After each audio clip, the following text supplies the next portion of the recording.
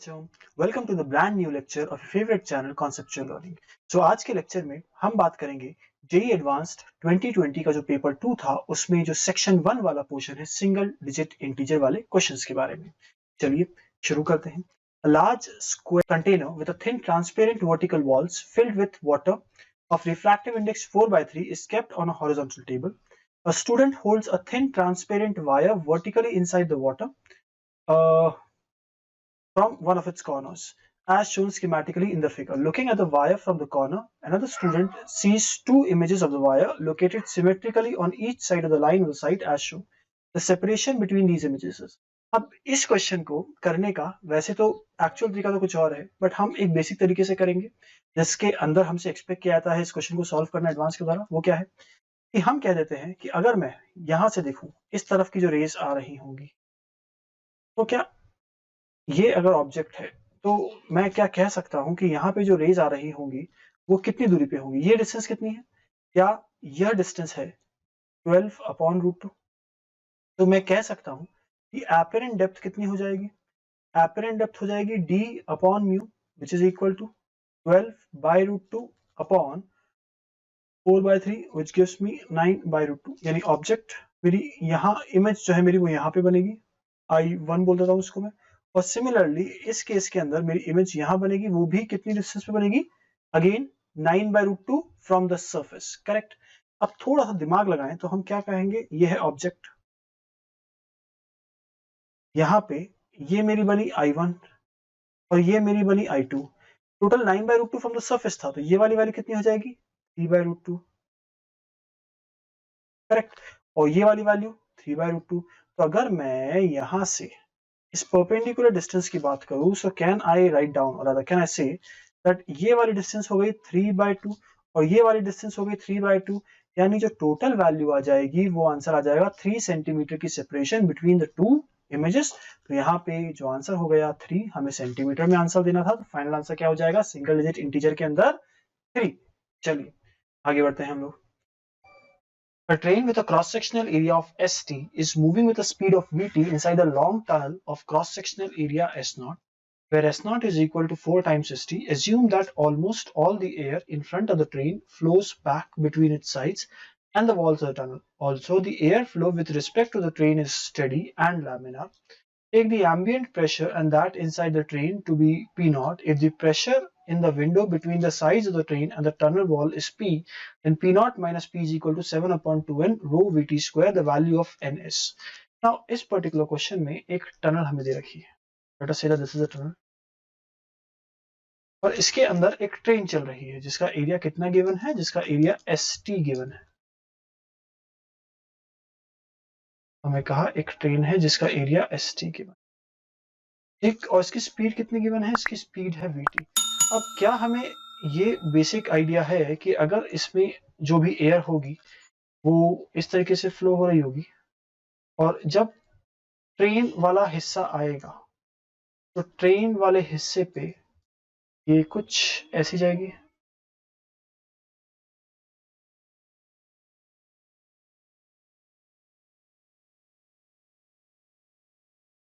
ये कुछ ऐसे जाना चाहेगी, देख लीजिए भाई। तो अगर मैं ट्रेन पे बैठ के देख रहा हूं तो मैं क्या कह सकता हूं कि मुझे इस पर्टिकुलर हवा की स्पीड, जैसे यहाँ वाली हवा की स्पीड ये दिखेगी, ये दिखेगी कुछ Vt, और यहाँ पर जो भी हवा होगी उसकी स्पीड कितनी दिखेगी, V दिखेगी। तो अगर मैं इस एरिया ऑफ क्रॉस सेक्शन को A और इस हिस्से को 2 मान लेता हूं तो क्या मैं कह सकता हूं A1 V1 is equal to A2 V2 which is equal to S0 into Vt is equal to S0 minus of ST into V। यानी V की वैल्यू 4/3 into Vt। ठीक है, ये पहली इक्वेशन होगी। अब मैं बनौली इक्वेशन लगा रहा हूं फर्स्ट और सेकंड हिस्से पे, तो क्या मैं लिख सकता हूं P0 plus half of rho into Vt square is equal to P plus half of rho into V square, और P0 माइनस ऑफ P को मैं लिख सकता हूं हाफ ऑफ रो इंटू 4/3 का whole square minus of 1 into Vt square. इसको हम solve करते तो कितना आता है 4 into 4 16, 16 by 9, 16 में से 16 by 9 minus of 1 would be 7 by कितना हो जाएगा 9, तो क्या लिखूंगे यहाँ पे 7 by 2 into 9 into rho into vt square।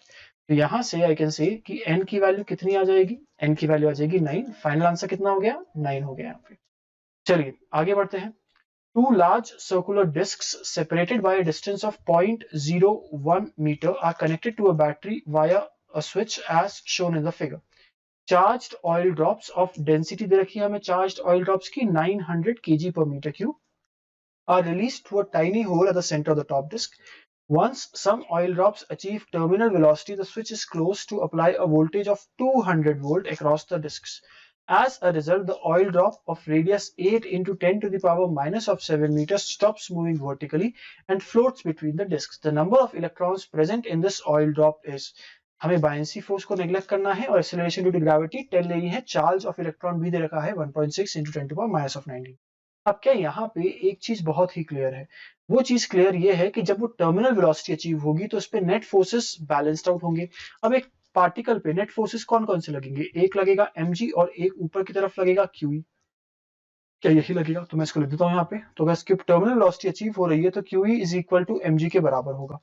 अब Q जो होता है वो होता है चार्ज, तो मैं कहूंगा total number of electrons into electron का चार्ज होगा टोटल वैल्यू ऑफ Q।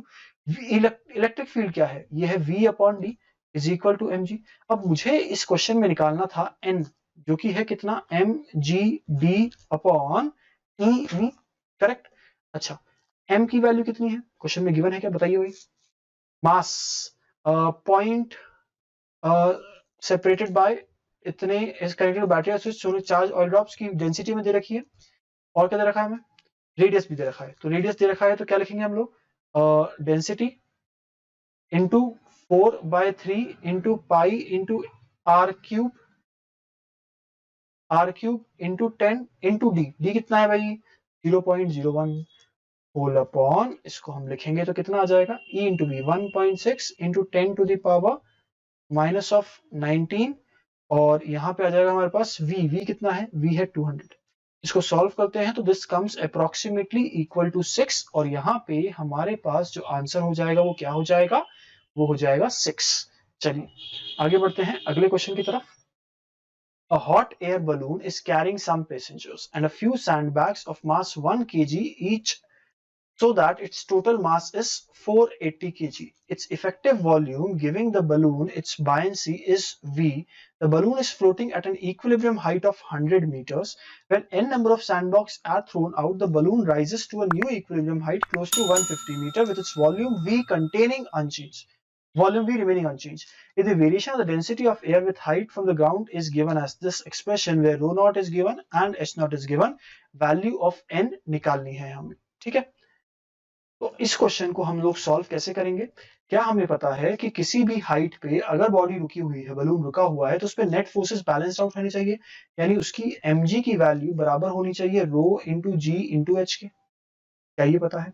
अब अगर इतना पता है तो क्या मैं लिख सकता हूं density at a height of 100 metre can be written as, क्या लिखेंगे भाई 1.25 into e to the power minus of 100 upon h naught की वैल्यू कितनी है 6000।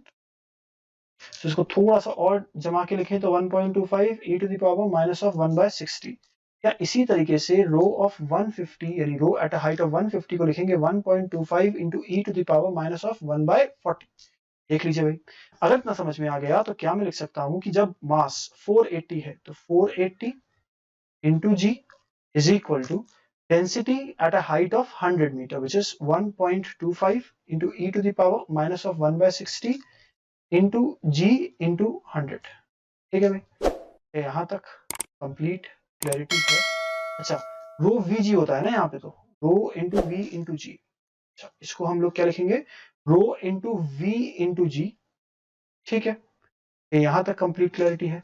Late us call this as equation 1, और अगर हम इस इक्वेशन 1 की बात कर रहे हैं तो फिर बात करते हैं हम जब हाइट कितनी पहुंच जाएगी 150, तो उस समय पे मैंने कुछ मास निकाल दिया होगा, कुछ n की वैल्यू निकाल दी होगी, into g is equal to 1.25 into e to the power minus of 140 into v into g. Let us call this as equation 2.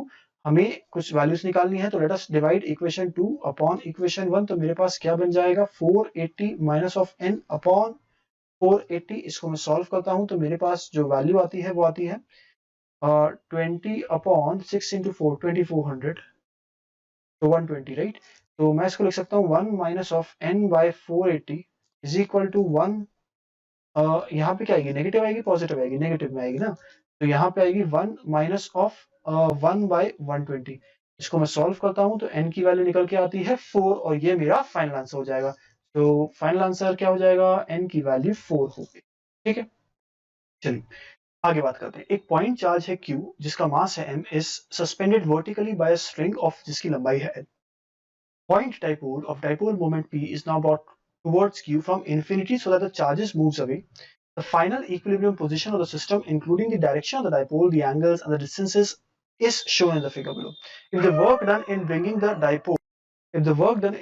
dipole to this position is n into mgh, a point charge q of mass m is suspended vertically by a string of length l. A point dipole of dipole moment p is now brought towards q from infinity so that the charge moves away. The final equilibrium position of the system, including the direction of the dipole, the angles, and the distances, is shown in the figure below. If the work done in bringing the dipole to this position is n into mgh, where g is the acceleration due to gravity, then the value of n is. चलिए अब थोड़ा दिमाग लगाते हैं, क्या यहाँ पे कुछ ना कुछ फोर्सेस लग रहे होंगे, करेक्ट।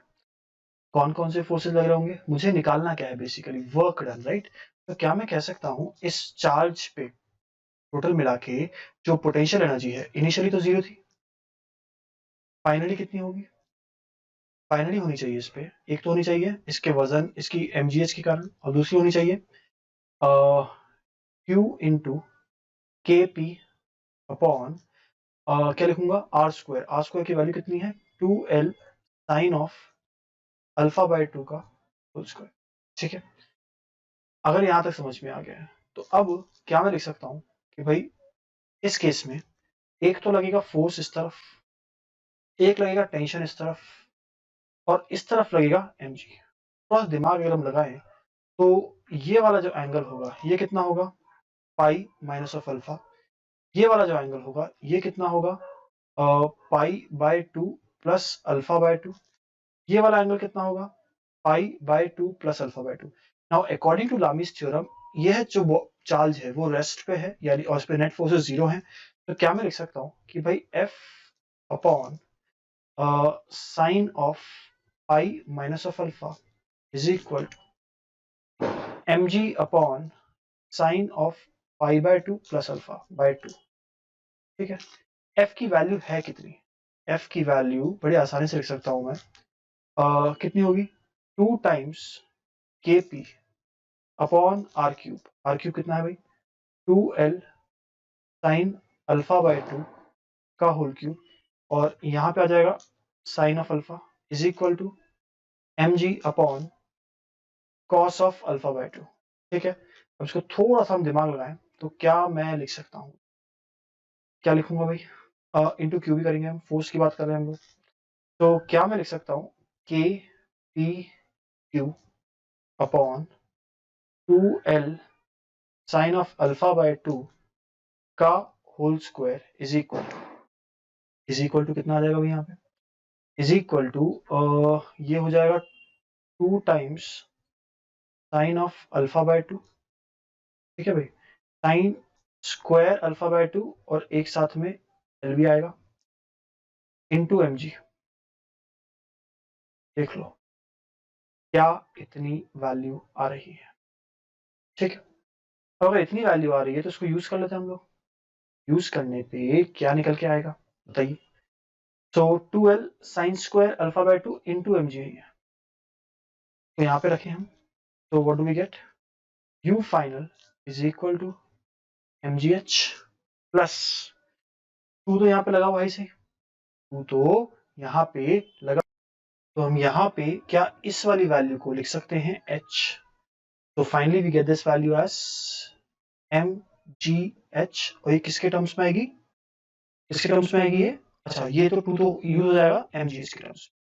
इसको हम यहाँ पे सब्स्टिट्यूट कर देते हैं, तो दिस बिकम्स 2 टाइम्स mgh, यानी फाइनल वैल्यू कितनी आ गई इनकी, इनकी वैल्यू आ गई हमारे पास 2। ठीक है, चलिए अगले क्वेश्चन पे आते हैं। Thermally isolated cylindrical closed vessel जिसकी हाइट कितनी दे रखी है हमें, हाइट दे रखी है 8 मीटर, और क्या दे रखा है हमें यहाँ पे, it is divided into two equal parts by a diathermic thermal conductor frictionless piston partition of mass 8.3 kg. Thus, the partition is held initially at a distance of 4 meter from the top, as shown in the schematic figure below. Each of the two parts of the vessel contains 0.1 mole gas contain कर रखी है और 300 Kelvin का दोनों का temperature है. The partition is now released and moves without any gas leaking in from one part of the vessel to the other. ठीक, और क्या बोला हमें, और बोला हमें when the equilibrium is reached the distance of the partition from the top will be, हमें बताना है कि जब equilibrium आ जाएगा तब क्या होगा। तो एक काम करते हैं, इसका प्रेशर इनिशियली P1 मान लेते हैं या P0 मान लेते हैं, और इसका भी प्रेशर P0 होगा, क्यों, क्योंकि भाई सेम वॉल्यूम गैस है, सेम टेम्परेचर है, सेम नंबर ऑफ मोल्स है, ठीक है। और इसका बाद में प्रेशर P1 मान लेते हैं और प्रेशर P2 मान लेते हैं, करेक्ट। तो क्या मैं कह सकता हूँ कि मान लेते हैं कि ये X नीचे खिसक गया, तो जो P इंटू V है वह तो सेम रहने वाला है, तो P नॉट इंटू इनिशियली कितना था भाई A into 4, correct, upon temperature जो भी था, हालांकि वो सेम रहेगा, कट जाएगा, P1 इंटू क्या लिखूंगा मैं यहाँ पे, मैं लिखूंगा area into 4 plus of x upon t, ये तो मेरी इक्वेशन 1 होगी। Similarly, P0 into A into 4 upon T is equal to P2 into A into 4 minus of X upon T, ये इक्वेशन 2 हो जाएगी मेरे पास। क्या इतना समझ में आ गया? अगर इतना समझ में आ गया तो क्या मैं लिख सकता हूँ, क्या ना राइट डाउन हुआ है, जब ये नीचे खिसक जाएगा तो इस पे नीचे वाला जो गैस है वो ऊपर की तरफ फोर्स लगा रही होगी और ऊपर वाली गैस नीचे की तरफ फोर्स लगा रही होगी, तो क्या मैं कहूंगा P1 into A minus of P2 into A, उल्टा लिख दिया हमने, हाँ उल्टा लिख दिया हमने, तो मैं लिखूंगा P2 into A minus of P1 into A is equal to mg, क्योंकि इक्विलिब्रियम में आ गया हो। P2 की वैल्यू कितनी है, P2 की वैल्यू है क्या यहाँ से A और T निपटा दूं मैं, तो what do I get, I get this value as P0 या rather 4P0 1 upon 4 minus of x minus of 1 upon 4 plus of x is equal to mg। क्या इतना समझ में आया? अगर इतना समझ में आ गया तो इसको हम सॉल्व करते हैं। तो हम अगर इसको सॉल्व करेंगे तो what do we get, 4 times P0 into 4 plus x minus खत्म, so 2x upon 16 minus of x square is equal to mg। देख लो भाई, so finally m और g, m की वैल्यू हमें पता है 8.3 है, तो can I write down this as, क्या लिखूंगा भाई, P0 है इनिशियल प्रेशर, इनिशियल प्रेशर निकाल सकते हैं हम लोग, इनिशियल प्रेशर आराम से निकल जाएगा, PV is equal to nRT, PV is equal to nRT, n की वैल्यू कितनी गिवन है 0.1, टेम्परेचर कितना गिवन है 300, R की वैल्यू 8.314, वॉल्यूम कितना गिवन है 4 into area of cross section. अच्छा, एरिया ऑफ क्रॉस सेक्शन हमारा कहीं पे यूज नहीं आएगा, राइट, तो अच्छा एरिया ऑफ क्रॉस सेक्शन भी तो है हमारे पास, एक एरिया ऑफ क्रॉस सेक्शन भी है, यहाँ पे लिखने बोल रहे हैं हम लोग, ठीक है। तो क्या इसको हम सॉल्व करेंगे तो we would get this as 4 times P0, A की वैल्यू निकाल रहा हूँ मैं, 0.1 into 8.314 into 300 upon 4 into 2x upon 16 minus of x square is equal to mg। यहां से जब हम x की वैल्यू निकालते हैं तो that comes out to be 2 metre.